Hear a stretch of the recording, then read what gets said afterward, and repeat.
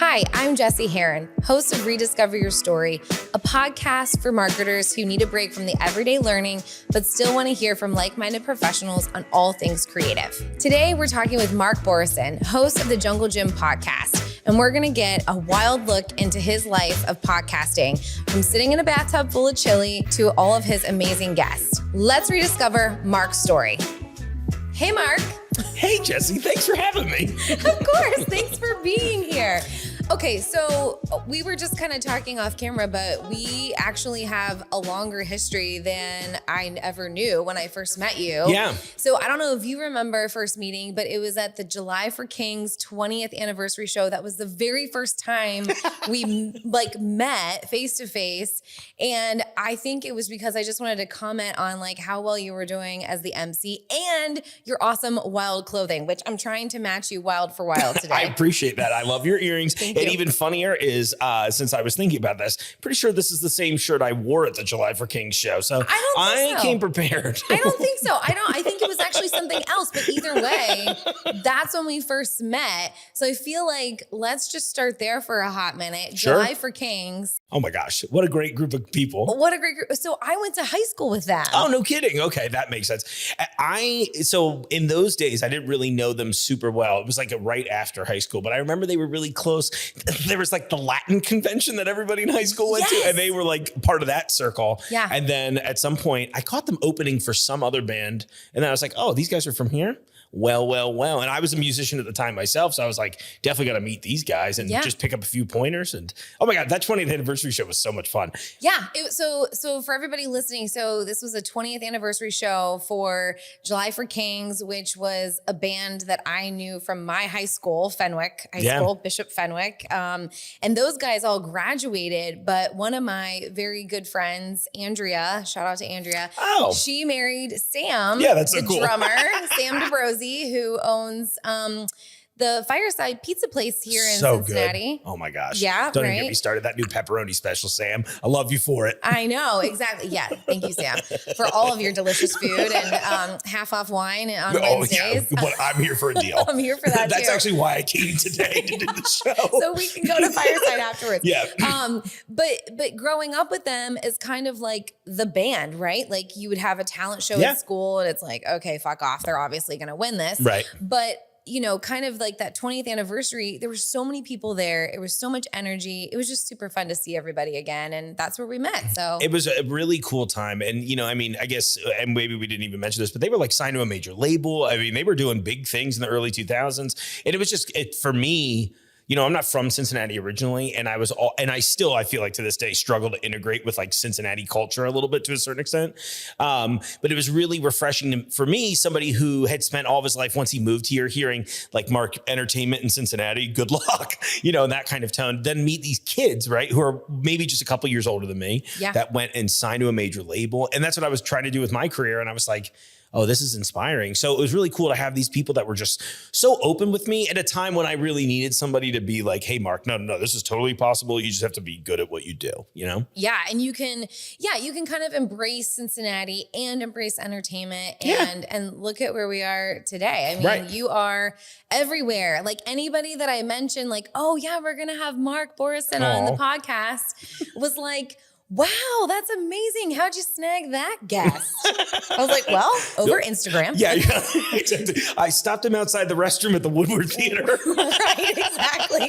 Kind of, yes, that too. No, it was good. No, I'm happy to be here. I love doing this kind of thing. Obviously it goes with my career, but I don't know. I'm always up for a good guest spot. So, slide in those DMs, everybody. Yeah, right. Exactly. Well, and truly, thanks for having me here. I really appreciate it. No, we're so Your space is so cool. Oh my God, thank you. And I know they can see it, but at the same time, I feel it's worth mentioning a second time. Yeah. So we're in the Resolve studio and in this 100-plus-year-old firehouse. So yeah, thank you so much. I know we've got an awesome crew here for the podcast. Yeah. It's nice to see a crew of people working on a podcast. There's 7 of us in here right now. Yeah, and I'm here too. Yeah. That's Steve. Steve May. Classic. Steve Streaming May. things. Yeah, exactly. Another awesome podcast. I'm here for it. Trust me. I don't know if people think I'm aware as I am, but I'm like, I'm listening to all of your shows and all of your music and everything everybody's producing, you know? No, you are. Okay, so let's talk about you as a fan in the entertainment kind of business or industry. Yeah. I mean, number one, like, how did you kind of get into it? So you are considered talent. I mean, you are hired talent. People can hire you. You're in Pepsi commercials. You're in, right? I mean, like, I know I'm only smirking because it's just so. You ever have those moments in life where you're like, I can't believe this is what I'm doing? I know, but that's so cool. Like, it's so cool it really that is. okay, again, weird ways that we're connected. You worked with my brother, you know, a million years ago at the airport. You worked with him again at a technology company. Yeah. And now, you know, here you are sitting with me and we're talking about you as a talent, you as an actor, you as a podcaster for Jungle Gyms. Like, Mark, what's kind of like the lead up to all of these things? That's a great question. I think the thing this is the shortest version of the story, and I'm sure it'll be 25 minutes long, but excuse me, but I wanted to be a musician so bad. My dreams forever. I guess to back up, like when I was a kid, I had Guillain-Barré and I was paralyzed. And so that like kind of changes your focus, especially at a really young age, right? Like you hear those stories where it's like, oh, you had this like traumatic experience as a kid and it changes you. And thankfully, I would say that most of my trauma drove me in a positive direction. Good. Where it was definitely, it gave you that kind of like, you know, when you hear somebody that's like, I died and coming back from that, I now have an appreciation for life. Yeah. So I would say I've had that kind of since I was a little kid, right? Where I was like, oh, I had to relearn to walk. I had to relearn to talk, all these things, right?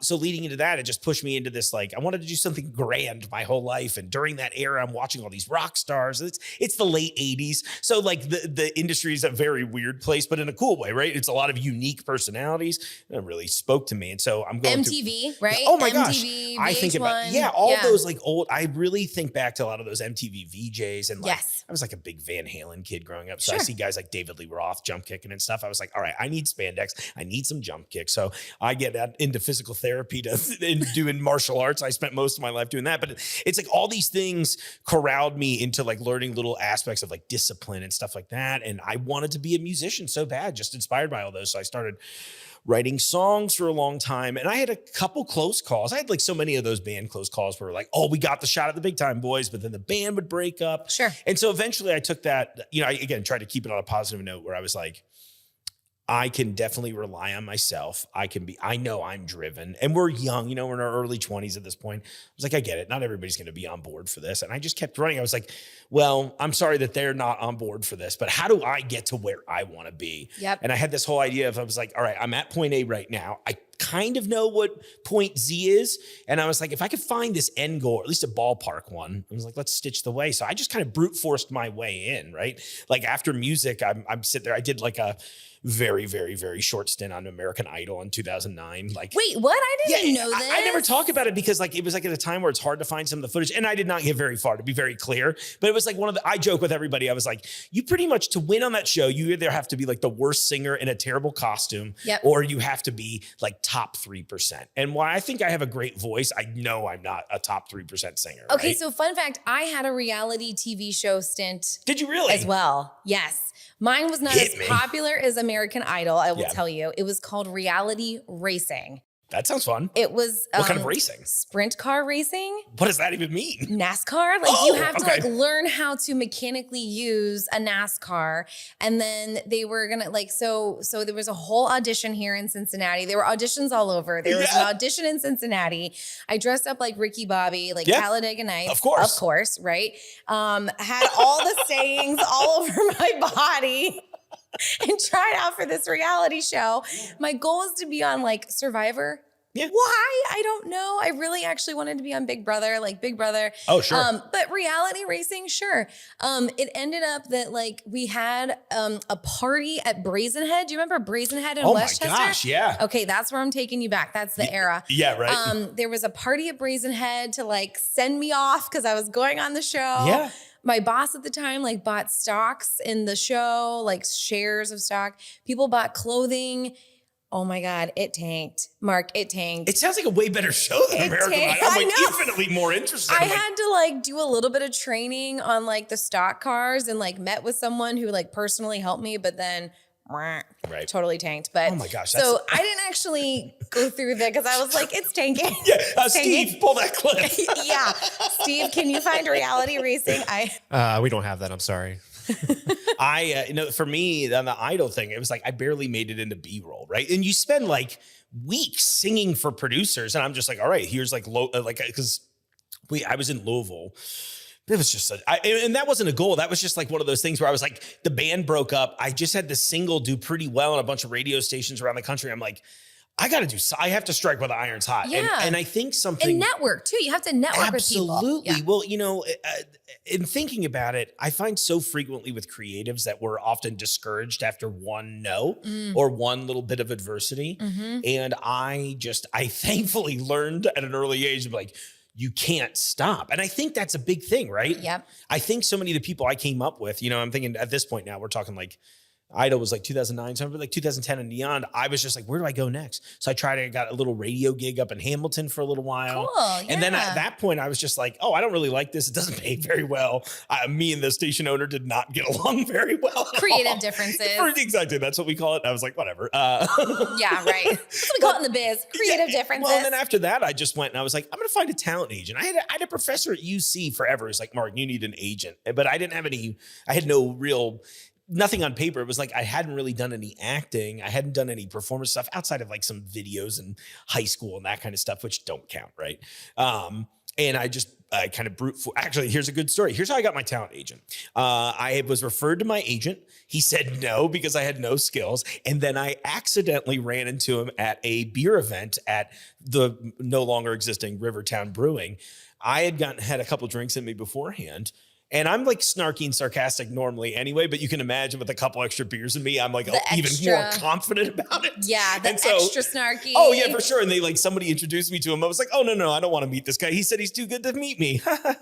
And that was what it was. And he's like, hey mate, come into my office, like read a monologue. Hey, but that's like literally the lesson of like no means not right now. Right. That's all that means. At least in that industry, right? Where I was just like, I'm just going to keep, and that was it. At that point I was like, okay, I'm never going to have this thing here. So I'll just figure something else out. But then I got that. And within like the first month I'm booking, I only got the agent because I wanted to do voiceover work. I kept saying, I was like, I have a mirror. I'm not going to be on TV. And then I was super wrong. I mean, within the first month I booked an ad for White Castle. And I was kind of like, really? Is this a joke? Wow. That was kind of crazy. I still haven't seen it. You haven't 10 years later almost. And I swear, I joke all the time. I was like, I don't want to say anything too bad about White Castle, but I was like, is this fraud? I was like, does this commercial exist? I keep getting checks, so I'm not really that concerned about it. Commercial fraud. Yeah, but I kept thinking, I was like, who's writing off something on their taxes? And they were just like, yeah, set up a crew at this White Castle in Sharonville at like 3 a.m. It was great. I know that White Castle. Yeah. It's right by my house. Yeah, and they apparently use it for a good amount of like commercial shoots because it's very standalone. You can actually shoot around it without having too much in the background. Who knew that I lived near the flagship White Castle? These are things that I can now add to my resume. Right, Steve? You're so blessed. Oh my gosh. Blessed with the Crave case today. Jess, are you getting some Crave cases later on? I thought we were going to Fireside, but I guess we'll pivot and do White Castle. There's actually a Fireside White Castle collab that Sam is cooking up while he's watching. Exactly. Sam, please get on that. But, I'm sorry to derail so much with silly stories, but it was really just that brute force way in. So I start booking ads kind of left and right. And I'm kind of like, my family especially on my mom's side, they're all like creatives and actors and things like that. So it was like kind of in there. And I'd been around enough theater people to kind of get the idea. And then it was like, once I started booking ads, I'm like, all right, I actually should probably go to acting classes. Because I think, and I don't know if that's a thing too, but like for me, I look at it like showing up is a huge part of it. Being fun to work with is a huge part of it. And then also being skilled, not necessarily in that order, but I was like, you have to, I'm always that person that's like, I will burn up all of my free time to just get good at the thing, Wow. So acting classes. So I've actually been thinking about improv classes. Steve, yeah. Oh. We have kind of, what's it called? Like riffed off each other with some improv a little bit. We've riffed a little bit in the van from time to time. Yeah. You put us in the Resolve production van for a couple of hours on a road trip and we think we're the funniest people in the world. I think I would agree, though. I'm on board for this. It's very yes and. It is very yes and. So is it like, what kind of acting classes have you been I was taking? doing, there was a woman named Cheryl Couch that I was taking some individual classes with, and everybody in town, I think they were just preying on my love of Star Wars. They're like, Mark, she's like acting Yoda. And then I get there and she's like at least 5'8", 6 feet tall, right? Like somewhere, at least my height, I was like, Yoda's very small. You are terrible at these references. But no, she had this like cool Zen-like approach to the whole thing, which I found fascinating. Yeah. And then after that, I was like showing up at like random group classes, anything that the agency would be like, hey, Mark, this is something you should really invest your time in. Because, you know, my agent Peter and the rest of the team there, Brandy and everybody at PCG, they were all really just on board with supporting us. You know, you see agencies on TV, right? And they're always like, it's always just like some older person yelling at everybody else. And while that's not entirely incorrect, at the same time, I found there was so much encouragement to just get better at this. They're like, look, if you want to do this for real, there's a way to do this. Yeah. And I think for them, it's probably also good because it helps weed out people who are just like, I just want to be on TV. Right. Which, yeah, of course, like, a lot get of out us of here, do. clowns. Yeah, exactly. And yeah. I always think of this one audition where it was one of my first auditions, and another person had come in and they were like, this is my first audition. Now, when you get an audition, you get, depending on it, for the most part, it's usually pretty simple. It's like, hey, here's what you're reading for. Here's when we'd like, you know, this is pre-COVID, right? So here's what time you're coming in. Now it's all self-tape, which is awesome. But here's the time you come in. And here's what you need to have memorized. And it's usually a couple lines, something like that. No big deal. Yep. And then I guess this person did not read the email at all. And then came in and was like, I don't know what I'm doing. It's this like horrible. What a nightmare. And it was one of those where I was like, not to be that guy, but like if you just read the email, it's very like, hi, Mark, here's the part you know what I mean? So I know you got the same email. You just didn't read it. It's a little formula, you know, Yeah. just follow the formula. And they're booking tight. Back then, they're booking tight windows. They're like, all right, you have like 7 minutes right now. Come in, knock it out. You have enough time to do a couple takes, and then next person comes in. Yeah. So any gumming up of the works, it's like, what are you doing? Was this really your passion? So, Right. Interesting. You know, my dad is in his like second life, right? Yeah. So he retired. We did a play together with my kids in That's so cool. in Sharonville, like the little Sharonville Community Theater. We did Mary Poppins. Thought it was going to be the 45-minute children's play. It ended up being the like full Broadway 3-hour long.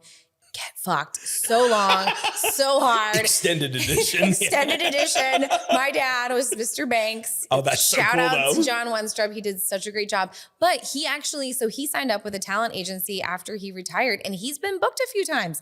It's and fun. He hasn't taken acting classes, so maybe this is a message for him to like, if he wants to take it more seriously. Yeah. But yeah, I mean, I think it's important to say, like, here in Cincinnati, we do have talent. And you know, at Resolve, we hire talent, and it's kind of crazy how many people that like we hire from Cincinnati, but then it's also crazy to see the people that come in from like Indianapolis. And I mean, some people drive up from like Tennessee and Virginia, and you're like, do we not have talent in Cincinnati? We actually do. Yeah. But yeah. I worked on a commercial. I think it just aired an Ohio lottery ad that I had a spot in. My dad was in that. Oh, was he really? Yes. That's so funny. Crazy. That's so funny. Well, one of the guys on set, he was like, "Oh, I drove from like Western Illinois for this." Yes. And I think he was just maybe one of the extras or like a featured extra or something. Which is, I mean, don't get me wrong, it's still a great part. And by the way, if people ever want to just be on set, I think trying extra work might be a good way to see if you have the temperance for it. That's what he's doing. My dad's doing temperament extras. rather. Yeah. Yeah. Mhm. I always crack up because you'll sometimes get on set. I don't know. I'm a pretty easygoing guy in general, right? I'm just like, oh, this is like the coolest job on the planet. Yeah, they feed you. They're so nice. Yeah. But then you get on set sometimes, they're like, oh, I had to be here at 8 to sit around for 3 hours.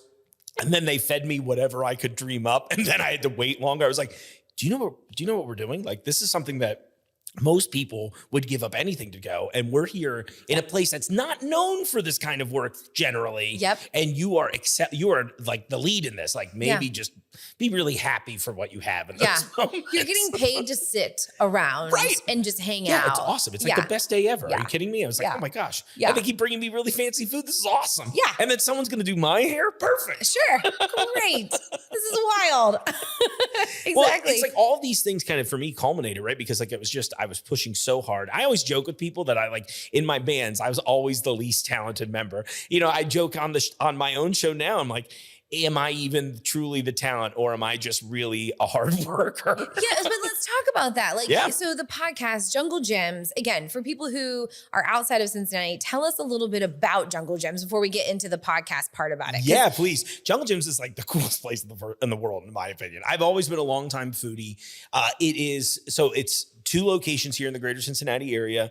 They are labyrinthine, insane monuments to food. We carry, for example, food from over 70 countries. We speak, I think last quote was like something around like 35 languages in the store. Wow. It's crazy. I mean, and not a joke. I mean, I speak one poorly, and then everyone else seems to be at least bilingual in some cases. So is that kind of like a goal at Jungle Gyms, is to sort of have people there that can kind of speak to the culture or to the language of wherever some of the food is from? Yeah, when you said speak to the culture, that's really it. So what I think is so cool. Here's a great example. I had this woman, Sarah, on my show, one of our employees, fairly early on, but she had just moved here from Nepal. And so we had a huge influx of people from Nepal in the area. So Jungle meets this woman and he's like, all right, do you want a job? Also, do you want to expand the Nepal section? And now we have, went from being like a shelf to, because we have somebody that's aware of the culture. We joke with some of the managers that like, yeah, I could sit here and order items from these countries off a list, but do I really know what people eat on a day-to-day basis, or would somebody who's part of it? So yeah, I would say that is definitely kind of whether or not it's really spoken outwardly, it definitely seems like an internal, like, this is important to us, because I think we want an authentic experience, because I can't tell you how many people on a day-to-day basis that are like, have either immigrated here or are, you know what I mean? Or their parents did. So they still had a lot of the traditional culture. So we're like, Jungle Gyms is the only place my parents got a taste of home while they were living in US. Well, that is also, so that's a super important piece that I actually never considered when I thought about Jungle Gyms. So that's really cool to kind of think about. I just think of Jungle Gyms as like an experience, right? Like Agreed. When you think about all the things that you can do in Cincinnati, when people come to Cincinnati, I think Jungle Gyms is actually on my list of like, Cincinnati Museum Center, the Art Center, Kings Island, Jungle Gyms, right? Like, because it's not your traditional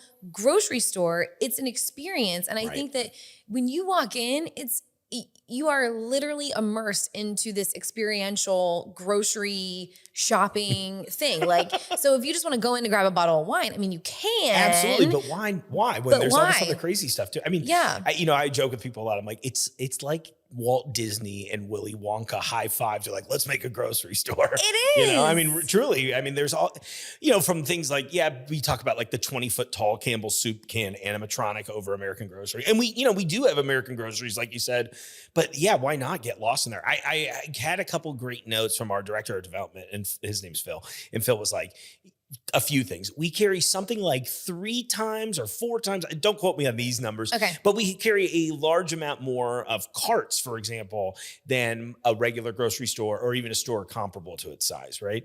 Because our customers' average shop time is like 3 hours. Right. Because, you go to the regular grocery store, you might be in and out 30, 45 minutes. But here it's like, there's so much stuff to see, and there's, look, one of the things I love most about my job is that every day I can walk through it and either find something I've never seen. And it's not even just like something you're like, oh, wow, that's interesting. It's more like, I had no idea this item existed on the planet kind of thing, Right. Well, and again, I think it's like, it's a totally different goal than maybe like a Kroger or an Aldi or whatever, giant grocery store chain. Like the goal for Jungle Gyms is completely different. It is definitely an experience. I was actually thinking about Epcot, right? Like you go to Epcot and you have all these different flavors, all these different food and people who come from those countries to give you that experience. I think of that when I think of Jungle Gyms. So I loved your analogy of like. I mean, we both have just like Epcot, we also have a monorail, Fair. Actually, funny enough, so I was just down in Disney in January. I was there.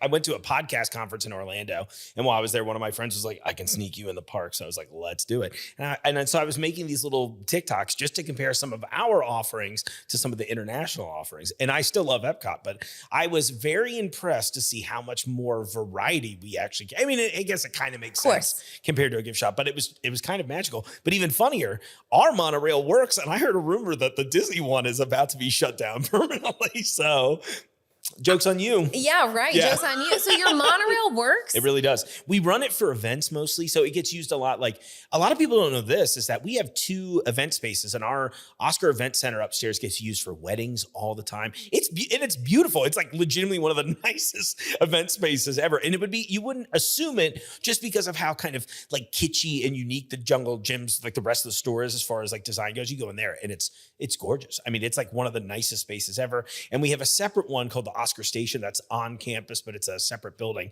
But the monorail goes between those 2 event spaces. So I did this big festival with our former soda buyer last year called Fizz Fest. And it was a big non-alcoholic beverage sampling event. So like sodas, energy drinks, coffee, all that kind of stuff. And part of the gimmick was they were like, hey, we're also doing free monorail rides that day. So you can imagine it was just packed. Oh my God, sign me up. Anytime that you are like, hey, Jesse, the monorail is going to be going to get over here quick. And if not, if you think you might, if you can give me maybe a day or 2 notice, you're like, I might be in Fairfield, let me know and I'll see if I can make that happen. Oh my God, this is going to be amazing. It's always a little anticlimactic because it's like slow, it's 4 minutes and you just go, but it's cool, right? Like, it's it is still fun. Yeah. It's So you mentioned wanting to be on Survivor. So we had Johnny Fairplay from Survivor a while back. And he and I did a bunch of interviews on the monorails. We just rode back and forth. That's amazing. That's amazing. What a fun guy. Okay, we might have a studio, but you have a monorail. See, Yeah, there you go. Yeah. Well, and I want to jump into the pot. So like you are the Jungle Gym podcasting host. Like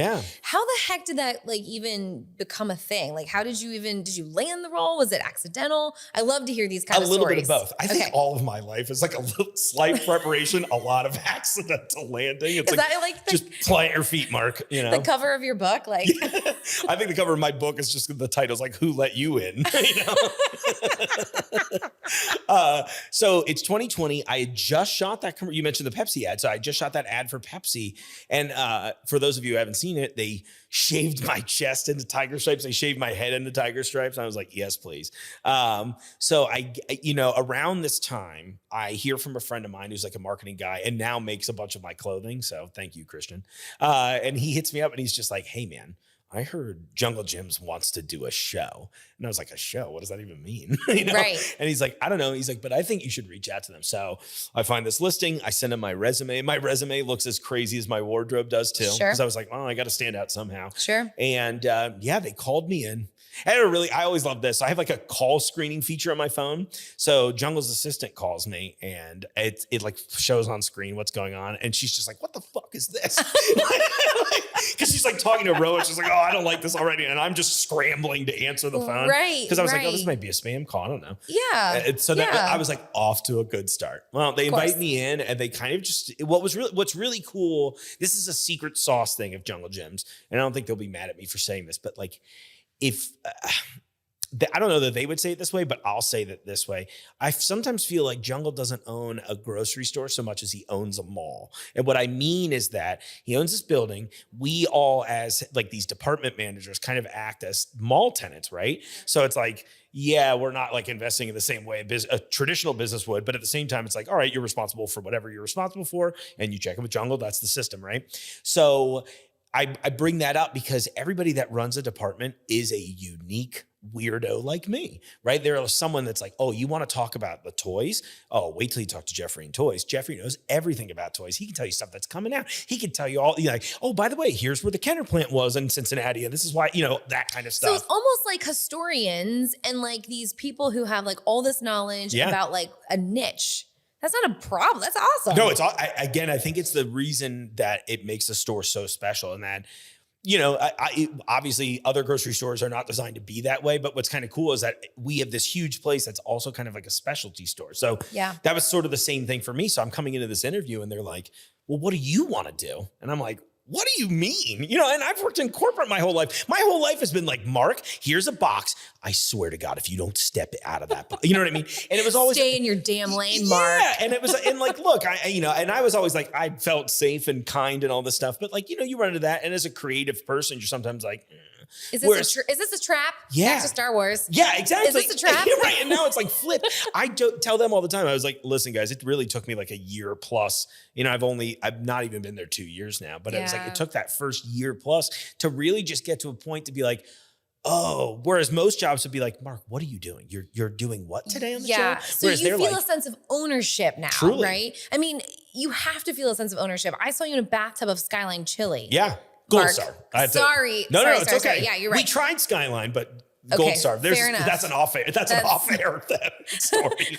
Okay, I saw you in a bathtub of chili, so you had to have some sense of like, okay, I have creative ownership here. Yeah. That's important. That was what a stunt. I was just, that came up in a hilarious way because I'm not a big sports guy. Like I'm like a winter sports guy, because of my paralysis, I just never really found much. I was way more music, art, other things, but I was able to get involved in winter sports as a kid. So we were like a skiing family and it made sense because it could pretty much lock all of my leg into a solid piece. So I was like, oh, I can actually do this. Yeah.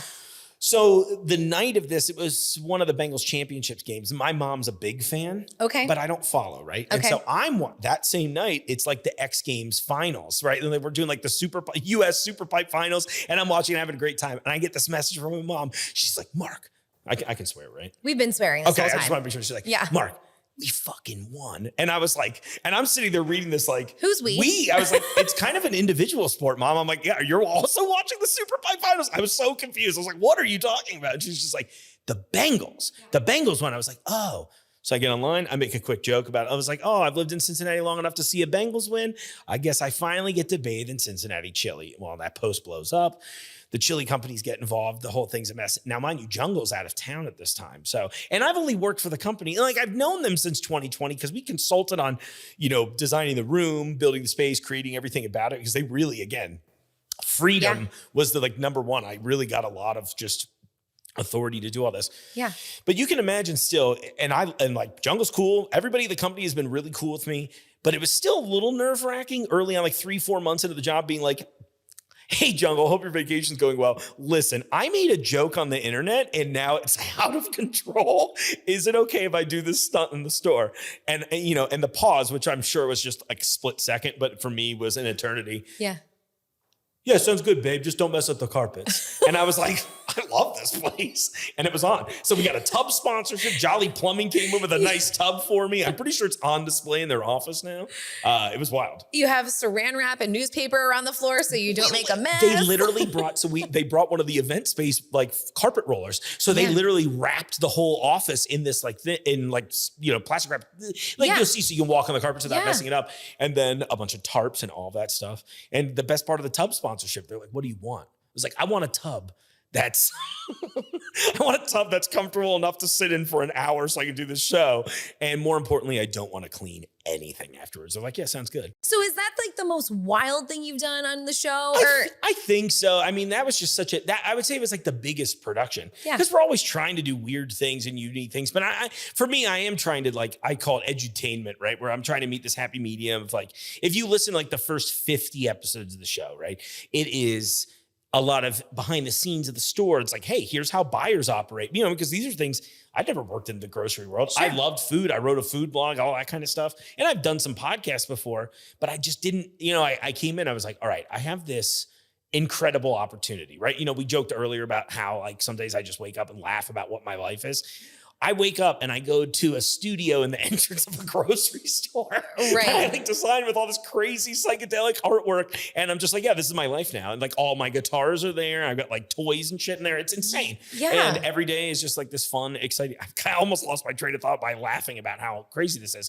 But this is one of those moments where I really was like, I have this cool opportunity. I have to do something that makes the store shine because I do think it is kind of a hard place to describe in a one sentence, right? Where you're like, it's the size of 3 Costco's in one and there's food from all over the country. And I tell young people, I'm like, if you saw something on TikTok and you're like, oh my gosh, where can I find that? I guarantee Jungle Gyms is the answer to that question. And do you think, because I was thinking about this before you came on the show, I was actually thinking that the podcast helps make Jungle Gyms more relevant to a broader audience, right? So you think about Jungle Gyms, and again, you think about some of the people who are coming specifically for the international foods because it helps them feel like they're home here in Cincinnati, right? Or you have the people that come because they just want to visit for that experience. Sure. But how do you make the store relevant and kind of keep it going. So it's not just like the legacy people that come to Jungle Gyms. And I think your podcast is probably a huge part of that puzzle. Would you agree? Oh, I mean, now that you've said it, for sure. No, I absolutely would agree. It's hard for me to think about it that way sometimes, right? Because to me, I'm still like, this is just what I do, right? Like I don't know, but I 100% agree with that. I think, well, you know, we were talking off air about what you all are doing here with the Resolve show. It's, to me, very similar, right? I look at it as this is an opportunity for us or anybody, and realistically, any retail space, to broadcast what you're doing in a relatively affordable way. You know, the most expensive part for them is probably not the gear, it's probably me, right? Because like the thing is, and I'll say in this regard, I think a lot of companies don't always get that you have to find a person, not just like me, but someone unique to your brand. And there's like, I don't know, a lot of brands try to like overly sanitize things. Yeah. And I knew in the first episode where there were like a couple shits thrown out or whatever, I was like, oh, okay. You know, because I always said early on, I was like, look, I'm not going to swear just because I want to make sure that you guys aren't getting angry emails about me. But more importantly, I also will let my guests say whatever they want, you know, because to me, I'm like, you are just promoting your brand and our brand through it. Like, do your thing. And we are known for being unconventional. But I think, you know, it's one of the, I really want to impress that on retail people in general, that this is such a great way to do this. And it's something that you don't have to invest like an insane amount of money in, right? You probably have somebody on your marketing team right now that wants to do this for you.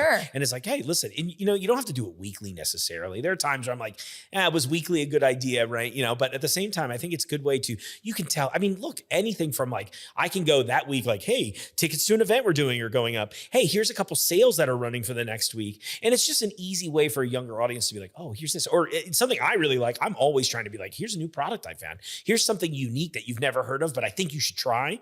I got a great phone call yesterday from somebody that listened to the show. They were like, hey, thanks for making me broke this week. I came in for 2 things. And then I bought everything that you talked about on the show, and they're sending me pictures. It kind of blows my mind a little bit. It is, but that's, I think, again, like that's where podcasting is that awesome key in sort of a content marketing strategy. And I completely agree with you. But I really do think that the Jungle Gyms podcast helps to make it more relevant to a broader audience. I mean, you can slice and dice the podcast content up so that you have all these TikToks, these reels, you know, like you are feeding the meta. You know, you're feeding the beast with all the content that it needs to kind of make sure that you're top of mind at all times.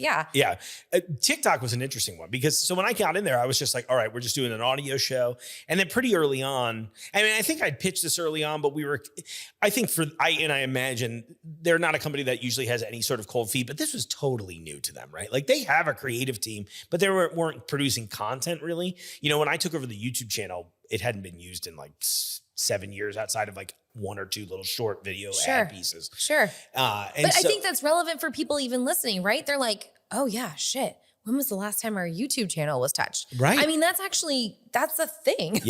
And it's great. And the thing is, you know, in the time I've taken that over and like, that's probably been the last year. We went from like, we had a couple hundred, but we just broke 2,000 subs this week on YouTube alone, you know, which is, it's not a huge number by any means, but again, as like the sole person producing the show right now, it's kind of, to me, I don't know, I feel very fulfilled like that. TikTok has been really helpful for me. And I kept joking. I was like, I'm too old for this. I do say that.